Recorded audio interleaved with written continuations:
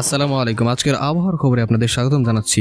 দেশের 8 বিভাগের উপর দিয়ে বয়ে যাচ্ছে মৃদু থেকে মাঝারি ধরনের তাপপ্রবাহ, যা অব্যাহত থাকতে পারে। একই সঙ্গে সারা দেশে দিনের তাপমাত্রা প্রায় অপরিবর্তিত থাকতে পারে এবং রাতের তাপমাত্রা সামান্য বাড়তে পারে। এছাড়া জলীয় বাষ্পের অধিক্যের কারণে পরিবেশে অস্বস্তি বা বিরাজমান থাকতে পারে। আজ সন্ধ্যা 6টা পর্যন্ত আবহাওয়ার পূর্বাভাসে এসব তথ্য জানানো হয়। আবহাওয়ার সিনপটিক অবস্থায় বলা হয়েছে, পূর্ব মধ্য বঙ্গোপসাগর ও তৎসংলগ্ন পশ্চিম মধ্য বঙ্গোপসাগর এলাকায় সৃষ্ট নিম্নচাপটি উত্তর পূর্ব দিকে অগ্রসর হচ্ছে। এটি আরো ঘনীভূত হয়ে উত্তর পূর্ব দিকে অগ্রসর হতে পারে। নিম্নচাপের প্রভাবে ঢাকা, খুলনা, বরিশাল, চট্টগ্রাম ও সিলেট বিভাগের 2-1 জায়গায় অস্থায়ীভাবে দমকা অথবা ঝোড়ো হাওয়া সহ বৃষ্টি অথবা বজ্রসহ বৃষ্টি হতে পারে। সারা দেশের অন্যত্র অস্থায়ীভাবে আংশিক মেঘলা আকাশ সহ আবহাওয়া প্রধানত শুষ্ক থাকতে পারে। এদিন সন্ধ্যা 6টা থেকে পরবর্তী 24 ঘন্টায় দেশের দক্ষিণাঞ্চলে দিন ও রাতের তাপমাত্রা 1 থেকে 2 ডিগ্রি সেলসিয়াস হ্রাস পেতে পারে, তবে অপরিবর্তিত থাকতে পারে দেশের অন্য জায়গার তাপমাত্রা। এই সময়ে ঢাকা, খুলনা, বরিশাল, চট্টগ্রাম ও সিলেট বিভাগের অনেক জায়গায় এবং রংপুর, রাজশাহী ও ময়মনসিংহ বিভাগের